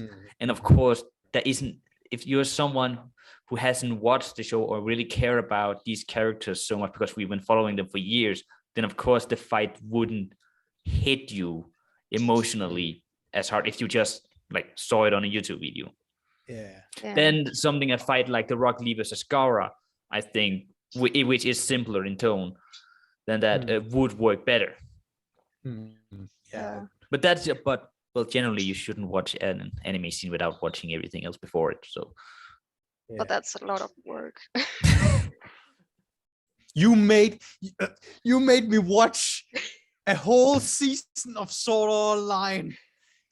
To be fair, Sword Art Online is like so cringe. It's like the right amount of cringe. So I did you a favor. I really did. Like. Fair. I don't see the favor in that. Because it was good cringe. It's like the good kind of cringe, like the kind you want to see. It's like stabbing someone, but wait, there's the antidote to some illness on this knife. So what you stabbed him with an anti-cancer knife? Yeah. Oh God. Jesus. Yeah. Again, if we took all of the story out of All Might and All for Once, fight, it would be so boring. It would just be two old men hitting each other. powerful. Yeah. It just hits so much harder if we know a bit of these characters' motivation, why we should be invested in them, concerned. Yeah, why we should be invested, and why we should be concerned if the villain wins. Yeah. I think it's again. I'm gonna say something about My Hero Academia with their fights in general. Their fights have a lot of emotional weight on them, pretty much all of them, and My Hero Academia is really good at that. But in terms of just fights, then they aren't actually that good. If we take away all of the emotional and character drama away from the different fights, then the fights themselves aren't actually that good. They're not bad, but they're not among the greats. Then I think there are some shonens, some animes that are better. But when we put all in the emotional and character, then the fights become top tier, all of them, A tier. So that's just my take on My Hero Academia. I'm so on board on that. Deku is actually like with his powers where he's destroying his own body. He's actually really boring. Like it's he can only do a few moves with just a few power moves. Again, it's a concept that we have seen before, that protagonist uses so much of his power that it slowly kills him. But there's so much emotional weight, so much character drama like in it, and there's so much at stake, like with everything he does. Like every time he does one of those things that breaks his fingers, it means something. It means something bigger than just the move itself. But again, if you take away all the drama and character and story, then it just kind of it just becomes a fight with a time limit. And a guy hammering really hard at another guy. like Naruto hammered pain. Yes, exactly. Well, when it's too much, again, there probably is a fine line. There probably is a fine line when the drama takes away from the battle.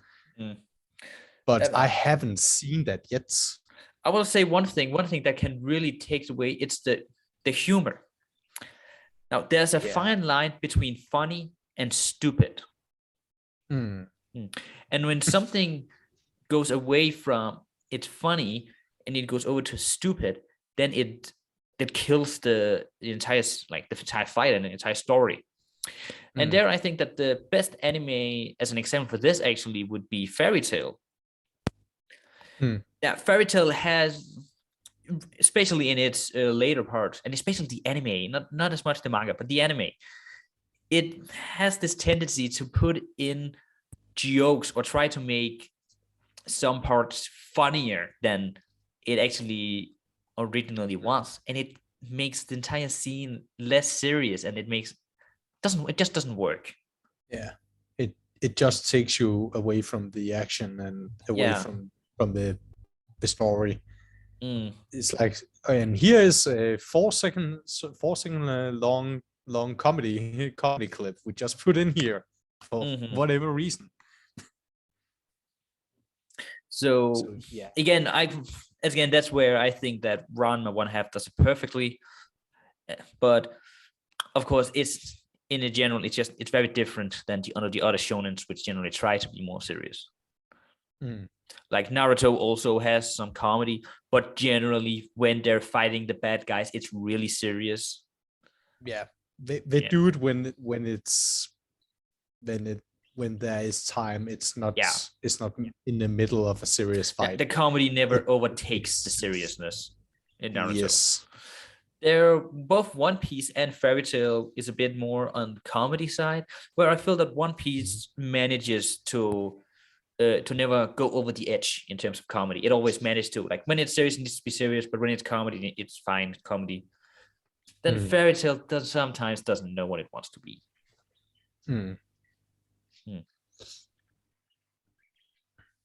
Yeah, that was my 2 cents in that subject. By the way, one random thing: comedy in My Hero Academia. Do you think they do that well, Bloody? Do they take away from the drama?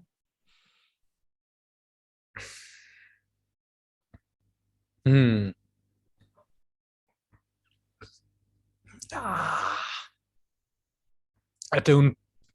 Again, maybe it's because I'm not that focused on the comedy, so I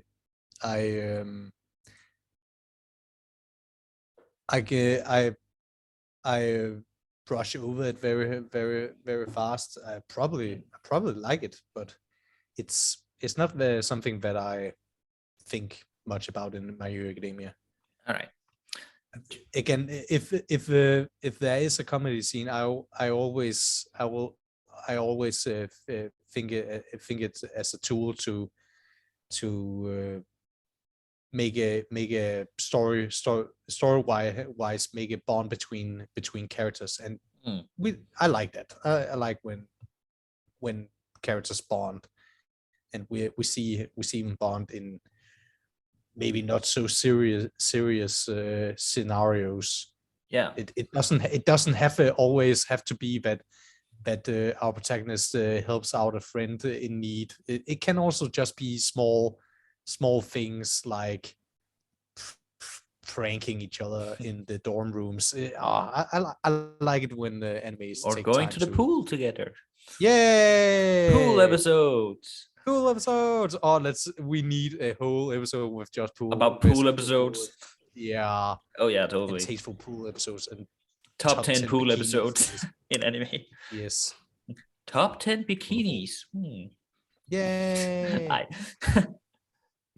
Speaking of, one thing that I find that some animes do, which I think is really annoying at times, is when we're trying to have a serious scene and for some reason they decide to have some fan service shots in it. Yeah.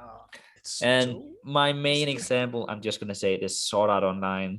Yeah. Oh, really? Okay. You guys haven't watched this, but in season 3, the final villain is a woman, and throughout the entire final battle, she's naked. Oh my god! So Kirito has a sword fight with her, and she's naked all the time, and they have hair covering her naughty bits, and it. I couldn't take it seriously. Like they were talking about how much the soul means and free will, yada yada. You can't sacrifice so many. Like she's naked. Oh well, Mass. Yeah. Free will. That's also like free the nipple. So let her be. Oh, then they shouldn't have the hair censoring the. Yeah. That's just so half. They can get away with it. That's just half. No, that's just half cocking it. Really, if they actually want. It's not illegal to show nipples in anime. It's still anime. Yeah, but but Netflix isn't going to buy it, you know. Yeah, you need that Western consumer basis. Yeah. Oh God. What would Hollywood want? What would Hollywood want? What would? Oh no, the Western children, we can't show them nipples. Oh my god, that would be preposterous. Fucking nipples. By the way, you can still have it be an anime and not porn with while showing the nipples. But they're called fucking hentai. Well, it's porn. Hentai is porn. Hentai and porn don't compare. Like hentai, that's freaking nasty. Come on. Oh, you're right. You can't compare. Yeah. Hentai is so much better. I'm kidding. Oh, Top 2, you should have a main subject as hentai. Oh my god. Yeah, hentai. Hentai week. No, hentai week. No. Let's watch innocent schoolgirls get graped. Okay, let's okay. Vlad, that's enough talk about. What? I'm talking about grapes. Don't you like grapes? Actually, I don't. They're too spicy. Not spicy. That's not the word. What's it called? So sweet. How white are you? Oh my god. I can't remember what Grapes it's called. being too spicy. Not spicy. I used the wrong word. Sweet. Let's No, get not get to the next. I'm Juicy. going. I'm No. becoming insane, man. Next, are we finished? When is it too much? When is it too much? Yeah, I think we are. Sometimes the fan service can be a Okay. little too much. That was my last point. It can be distracting. Yeah. Okay, let's move on. Yeah. Like, that's who fine. is the one above all? No, who's the greatest, strongest anime character of them all? Well, not the boy from Neon Genesis Evangelion, who he would get fucked in a second. Really, it's the guy with the football, like the arm. Oh yeah, sorry. Again, yeah. That doesn't again. Oh, Ash Ketchum is on this picture. I just realized. Oh yeah. I really want to without see Pikachu. Ash like fist fight someone. Like I just want to who? know Like if he can. fucking You know. Goku. He can't. He Death can't. Battle already made an episode with. Wait, that wasn't Ash. That was the Red. What? I just realized that. Yeah. Oh well, whatever. There's a That was Screw Attack, right? yeah. Oh, okay, cool. Oh, well, they don't. I don't think they exist anymore. They're just Death Battle now. Yeah. And could you introduce the subject? Oh yeah, it's just I don't watch that much anime, so I thought maybe you guys could answer which one is the strongest, because I kind of want to know.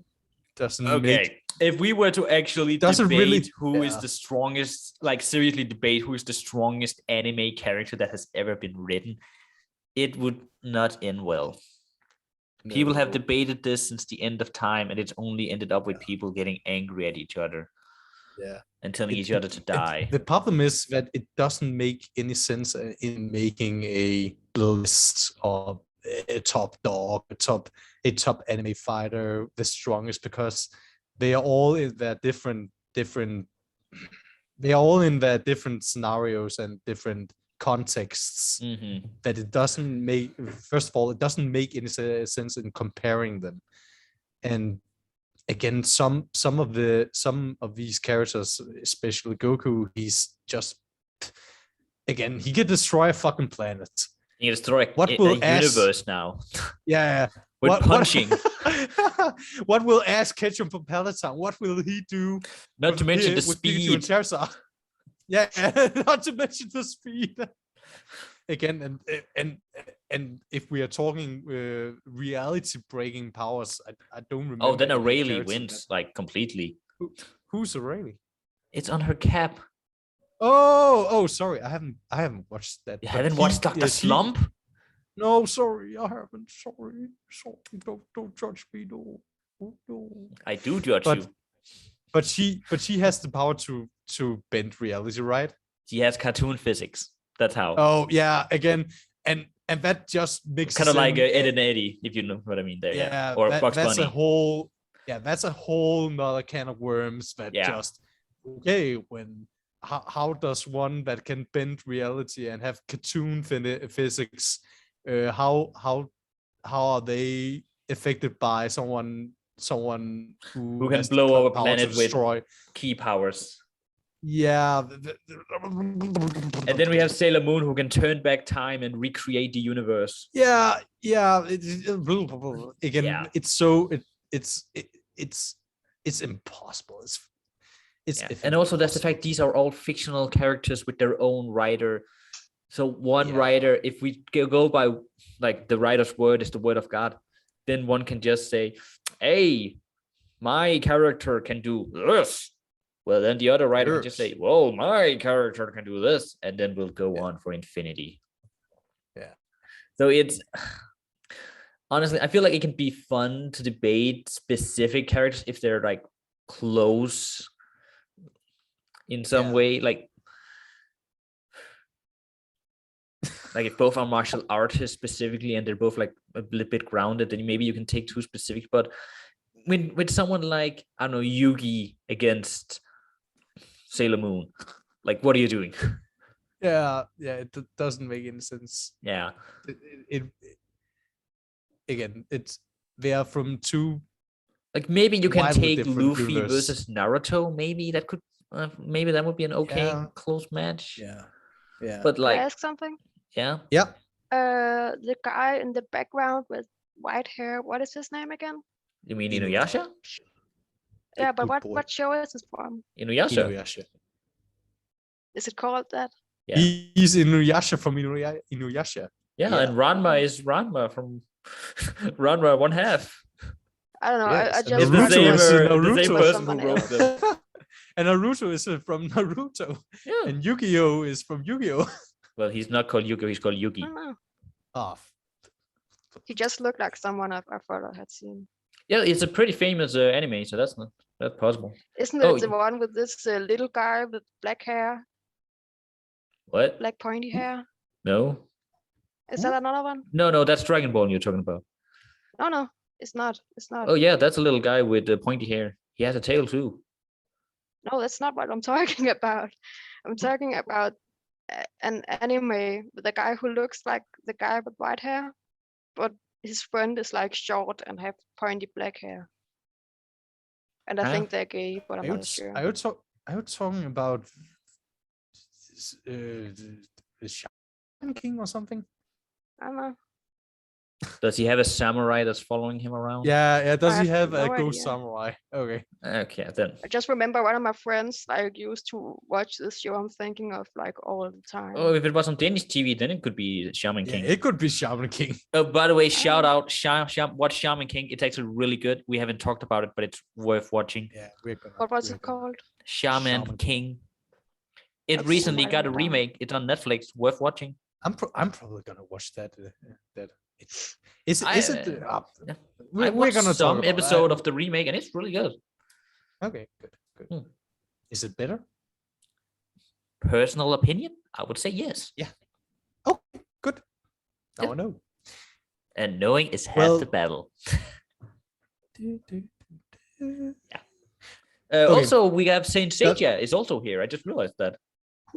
Who's no? Yeah, him. The guy. Him and the guy in the Yes, armor yes. thingy. I Oh, don't know anything about Funnily that enough, anime. it's a series that I never really gotten into. Every time I try it, I sort of walked out of it. It's really popular, but Yeah, and it's one- about one of something. my It's friends- like about Greek mythology. You'd think it would be something I would be into, but for some reason, I Yeah. just never got into it. It looks cool. They Yeah, have and all like these everything armors about it is cool. The villains are cool, and again, Greek mythology. What's not cool about Yeah. that? Or is it Roman Again. mythology? No, anyway. I don't know. Again, it doesn't make any sense to compare Yeah. enemy protagonists. Oh, and I know powers that or enemy someone power. is gonna mention this. Someone who watches this, assuming we have anyone watching this, Yeah. is gonna watch. No, Saitama is not the strongest anime character. Who? One Punch Man. Saitama? Oh, yeah. Yeah, I know that some diehard One Punch Man fans are gonna say, "Oh, but Saitama can take them all out in one punch," but let's be real. No. Yeah, but then there's people like Gar who just uses sand to protect himself. No, that wouldn't mean a fucking thing. No. Yeah, but like he can punch him like a sand. I Yeah, don't think that he would can make any obliterate fucking- his He sand. can obliterate. Again, his- Saitama, as he far can- as the upper limit of his powers that we've seen with Saitama, should be about as strong as like destroy a planet with one punch. Yeah. That's about the limit of the strength that we see in Saitama use. And that's the pretty lower end of the spectrum in terms of anime protagonists. I'm just saying. Yeah. Like that's not impressive. Again, that's where it doesn't make any sense. When we are at planet destroying powers, It just becomes impossible to really becomes quantify. impossible. Like Yeah, let's be honest. so you can destroy a planet. Well, I can destroy a whole universe. Well, I can destroy. Yeah, look, multiverses, when blah, it blah, comes blah, to blah, putting blah. universe destroying people against each other, it just becomes okay, stop. Yeah. Like when they're Let's stronger stop. than Spider-Man, I feel like you should don't try to quantify it anymore. Yeah. Spider-Man isn't that strong. Exactly. He's he's strong enough to lift a car, but he's not overly stupidly strong. Yeah. He is very strong, but not overly stupidly strong. He's not Superman. He's just Spider-Man. It's all about context again. Yeah. Again, Context and universes. Yeah, it's about the story. Does it work narratively? Then the power level doesn't actually matter. Which is why it was a really good thing that once Dragon Ball introduced power levels, they threw that away. And I will never forgive 7 Deadly Sins for introducing power levels. Oh God. You know what I'm talking about, lady. Yeah, I remember. I know. It became a mess of keeping it like, oh, then that person is that power level. Then, but wait, wasn't that person bad? But then, but it has. Oh God. And now he's powering up. What does that mean? Oh, well, his power level is now over. Yeah. It's done. Okay, here's if you were ever thinking about making an anime in the future, do a bit of advice: don't introduce power levels. Yeah, like really, I have not seen an anime do power levels really well. Yeah, and it often it doesn't hold up. Yeah, in the long run. Like Akira Toriyama said about his introducing power levels in Dragon Ball is that he introduced it to show how unreliable it is. But people, the fans, took that thing so goddamn serious. Well, yeah. I think we should end here. Wait, what's the next slide? Yeah. Next time. Finally. Took like 3 hours. Well, because of some technical issues, we will not go over. Okay, and this time I actually have the Wheel of Fate. Oh my God, the Wheel of Fate! Yes! Glad you're the man of the hour. Well, exotic magical companions it is. Let's talk about Pokemon. Let's talk about Chigimon. Let's talk about Yu-Gi-Oh! Fucking Karibo. Yeah, let's go. All right, magical companions. Yeah. Hey. So you ready for that? Till next time. Yeah. See ya. Remember to like and subscribe, and remember to comment. And nice hearing all of you. And bye-bye. Bye-bye. Bye.